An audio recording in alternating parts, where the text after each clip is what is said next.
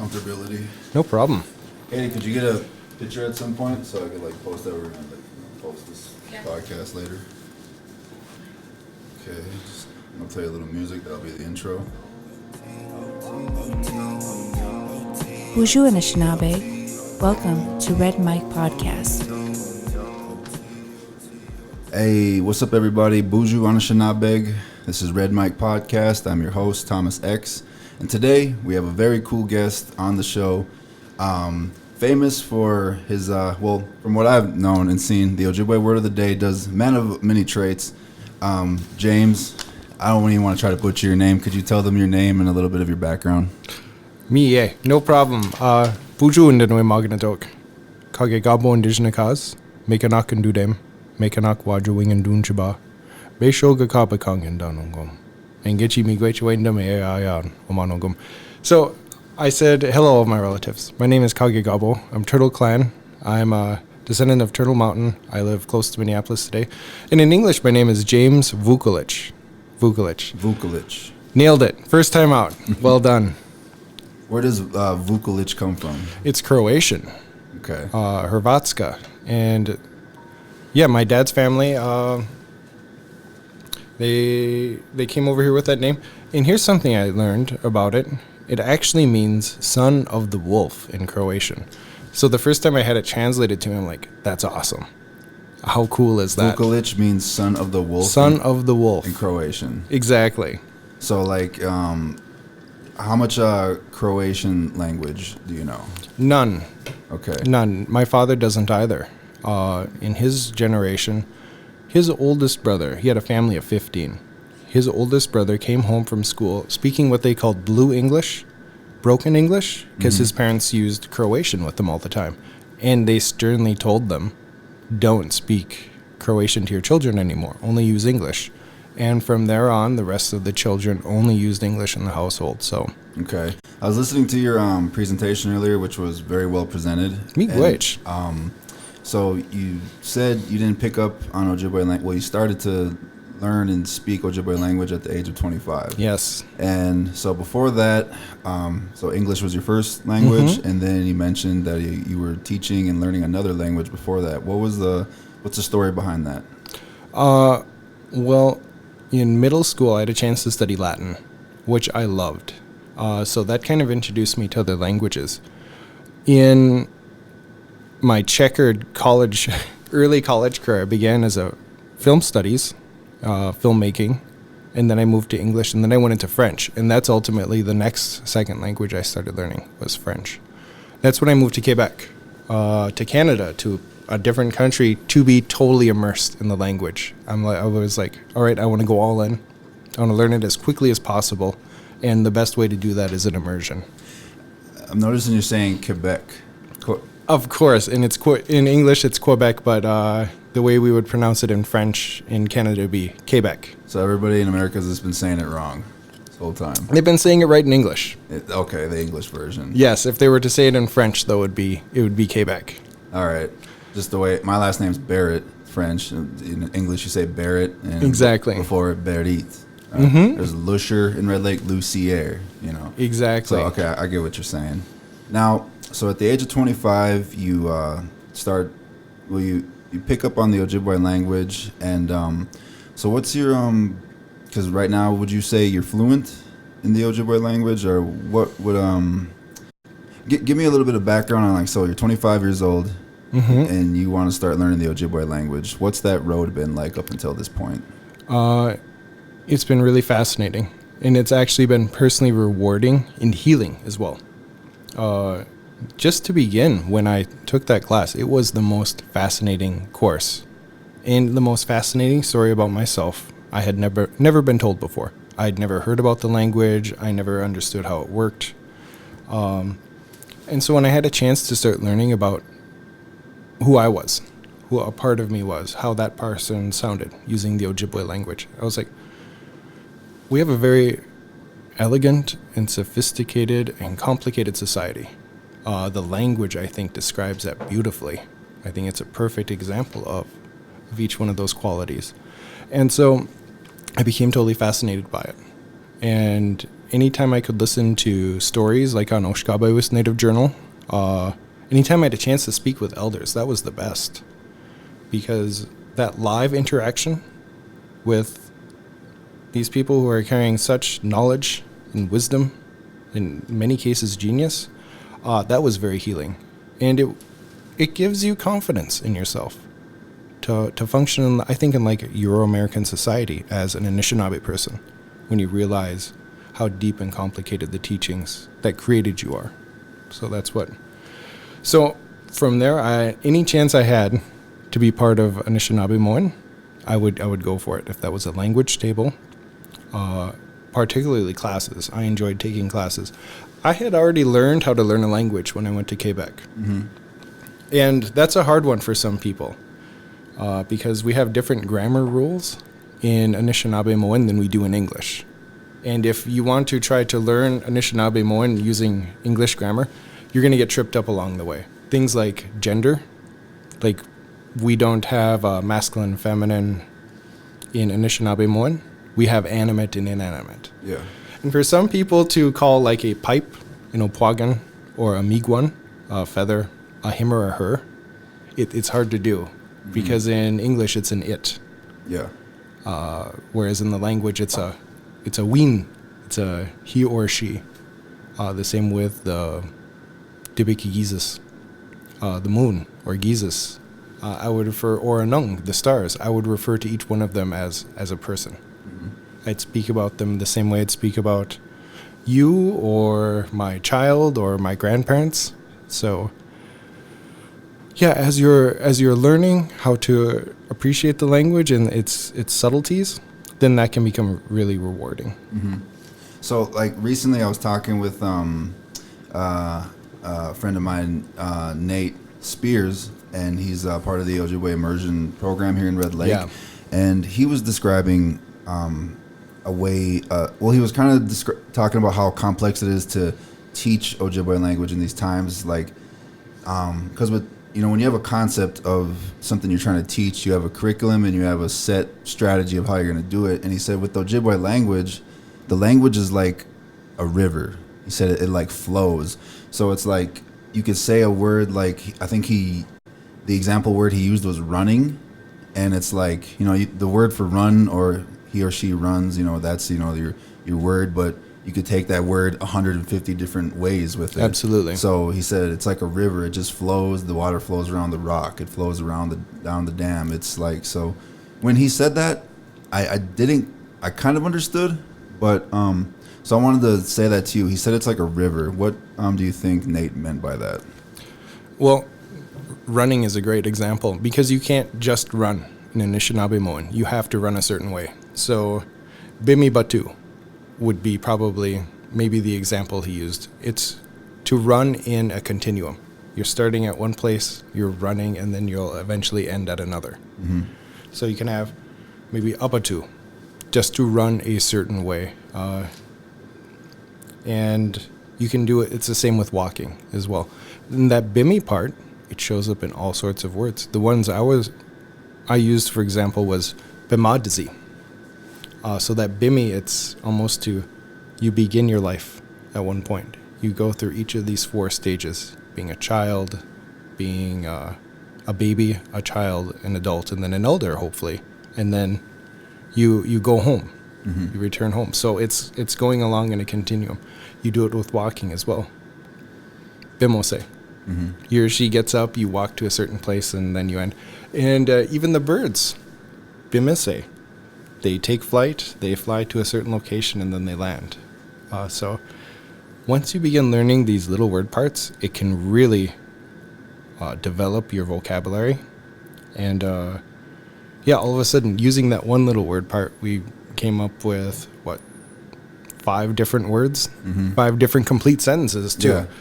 In the language, each one of those was a complete sentence. It is he or she is doing that. Just from the base word running. Exactly. Just went 5 different ways with it. So, so when you hear some of these speakers, all of a sudden, I've had this experience where my mind's been blown, where they can take a particular word, just one little part, and just go and go and go, like wave after wave after wave in that continuous river. It's really impressive. For me, it was like, I'd love to try to do that someday. Do you think it's like, say someone's in their early stages of wanting to learn the Ojibwe language, would one of the first steps somebody should do is learn the enunciations, the double O, the single O, the double A, the single A, the I's, and etc.? Because for, like you said earlier, if you try to, like, say there's an Ojibwe word written out, which is, you could say, is a new concept, Ojibwe written down. But say you're trying to read it. I've spoken English my whole life, and I try to read it, I'm gonna sound like I'm saying it like as if I was speaking English. But there's, like, the letters in Ojibwe language are pronounced different than how you'd read. Like, for example, just take the word Ojibwe. We spell it with the E. Yes. And it's like, what, I forgot who said it there. Like, think of it as how you say cafe. The E in cafe, A. Exactly. So, like, would you say it's important to learn those early on when you're trying to learn Ojibwe language?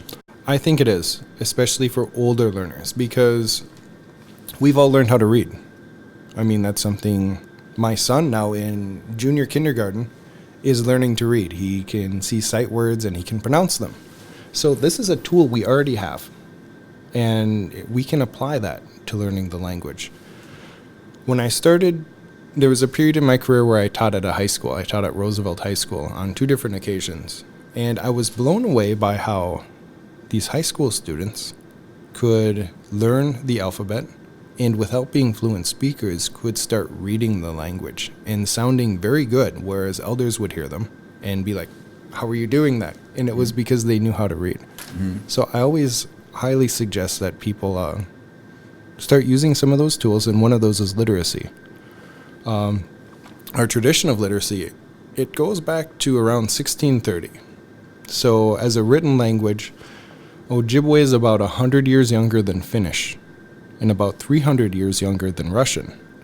So we have a pretty long tradition of being able to read and write our language, and using syllabics too. We're good at that. So I love to encourage people to read the language, but it's also a language. So you got to speak it. That's a key component to it. It's like musicians, and you probably had this experience with musicians who can read music, but it's not the same as playing the instrument. And you can have people who don't read music and are brilliant musicians. Yeah, I got a buddy, Brendan Strong. He's sang on a few of my songs I made, and he's self-taught. He's not like an expert, doesn't know a ton, but he's self-taught piano and guitar. He just picked up on it and, like, maybe YouTube tutorialed and just memorized, the chords or the keys. And no, totally. Like, to play, so that would be like, back to the language. You could read it all day you want. I could look through the words in the dictionary and repeat them. At the end of the day, when you do get to a point where you start learning some conversational, when you're at that level, it's very important to go out and seek Ojibwe conversation. It is. And I think some of the curriculum is getting more geared towards spoken or living language, that this is something that you would use at the college, that this is something you would use at ceremony or visiting with someone or seeing someone at the cafe or gas station. How to say hello, how are you doing, what are you up to, all of those things. But those are important to learn. And sometimes in an academic setting, maybe you can get too focused, I think, on just the reading and writing, because it's an important part of the coursework, but it's invaluable to practice speaking. And unfortunately, it's the only way you can get better at your pronunciation. Yeah. At sounding more like a native speaker is to get out there and make mistakes. And I think so many people are afraid to do that when they're speaking. I know I've never had a problem making a fool of myself, so if I would visit with elders, I had no problem mispronouncing and them taking a moment and saying, no, it goes like this, or it should sound more like this. But to encourage people to make more mistakes in learning, and not sweating it or not carrying that nervousness or that frustration with not getting it right the first time, to enjoy reaching for it or enjoy making the mistakes. Yeah. I mean, it's to see a man at your age and your background. When you said in your presentation that you started learning at 25, it made me feel better about my situation. I'm 30 years old, and it's always been in the back of my head. Like, eventually, I really got to start learning the language. And right now, I know, based on what a lot of people my age who grew up Americanized, what we learned, a whole bunch of animals, how to count, small conversation. I'm at a point where I know enough like nouns, like what you would call in English nouns. When I hear people speak, I could like decipher some of the words within it, and I could be like, oh, well, they just said this, so they must be trying to talk about this. Or we just recently, I helped make a film called Mindy Muyin that we showed yesterday, and my buddy who is he's not Ojibwe, he's non-native, and he had to do the subtitles for the Ojibwe. So he had like them just all over the place, and I was only able to help him fix it because there would be some words within what the lady would say, and the subtitles were already there. She said the word for mashkiki, and then the thing had medicine. I was like, oh, well, that subtitle goes here. I don't know the whole sentence, but she said mashkiki, and this subtitle has medicine in it. Good. So you said, you're 25. It's just another thing that gave me some inspiration today that I can pick it up. You certainly can. It's just, there's always been the whole thought, I'm so Americanized. I'm so raised this way. Like I'm a hip hop artist. I have a gift to gab. So I have great English, grammar, or I like to think so. And I'm just always so like, I'm so late in the game, But then there's the Marcus Tylers, the Nate Spears. There's a lot of young men out here, young women in our communities who are picking it up, and it's encouraging me. So I really appreciate the work you do. Today you gave a presentation on the 7 grandfather teachings. Now this is something I also picked up probably in my early mid 20s. Going through school in a place like Red Lake, we all the kids we see the posters, the 7 grandfather teachings, and they list them out, and a lot of kids could probably name some of them, if not all of them. And, they're the words themselves, they speak so much. But so you had your presentation. What kind of lesson behind those words would you want to give? Because, an Anishinaabe person knows the 7 teachings. They see the words. But what's like the true meaning of those 7 values? Kind of my journey started with this. And like really figuring out what those words meant. It was a historical linguistics assignment. And they were like, okay, find 4 or 5 words and find out what their real historical meaning are. And I thought, well, you know what? I'm going to go above and beyond. I'm going to look at the 7 grandfather teachings and see what these actually mean in English. And while I was doing that, I saw where they came from. And it struck me that, wait, what we're actually saying in English may not be what the Ojibwe word is trying to describe. So this is one of those cases where you don't really need to even be a fluent speaker in the language to be able to appreciate what someone in the language is speaking to you, is saying to you. So part of my research has been breaking them down by morphology, the little word parts that carry meaning, and their etymology, like the story and the history behind them. And ultimately, for me, the grand teaching of it was transformational.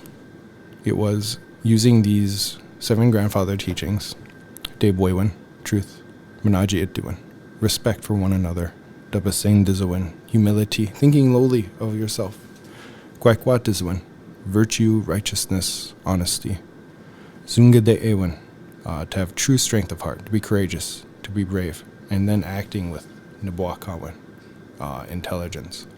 For me, that literally transformed my life. That transformed my life at a low point where I was lost. I didn't know where I was going. And so because it was more of a lived experience and applying these teachings to my life, that's where I saw true Anji Bamatsion, where I changed my life. I changed the way that I lived. And for me, any chance I have it to describe what those words mean, what an ancestral meaning to them is, I feel like I'm sharing with them something that an ancestor 400 years ago, 800 years ago, 1600 years ago wanted to pass on to them, that it worked for them. And even in today's modern society, it will work for us. It's a way of carrying that forward. That's awesome, man. Like, when I first learned about him, I sat in on a presentation by Larry Stillday, Gichimaingan, and he did a presentation on the 7 grandfather teachings. He talked about the animals that go to each teaching, and There was a point where I could give a description of each animal to each teaching and give a description of why that's the animal. The one that stuck with me the most was wisdom. The beaver, a mick, is the animal that represents wisdom. Because when I hear the word wisdom, it's like you're this like old elder Yoda type. You're just full of knowledge and wisdom. And Gitche Maingan said, to have wisdom is to know your purpose. He's like, and that's why it's represented by the beaver. The beaver knows his purpose, and he knows his tools, his teeth, is what creates his environment. You know, the beaver uses his teeth to build his home, his dam, to set up his home and his environment. And that was, it was an interesting take on wisdom, because then I saw the word wisdom and how we apply it in Ojibwe culture within the 7 teachings. I thought about it a whole different way. And it made me more confident in the fact that I wanted to fulfill what I thought was my purpose, and which is to just try to give back to my community. This is where I'm from. This is where my roots are. My family's bloodline goes back generations here. So I've always felt like my purpose was to, better myself so I could help better my community. So I really appreciated what he said, that, the beaver represented wisdom because he knows his purpose and he knows what tools he has to make to fulfill his purpose.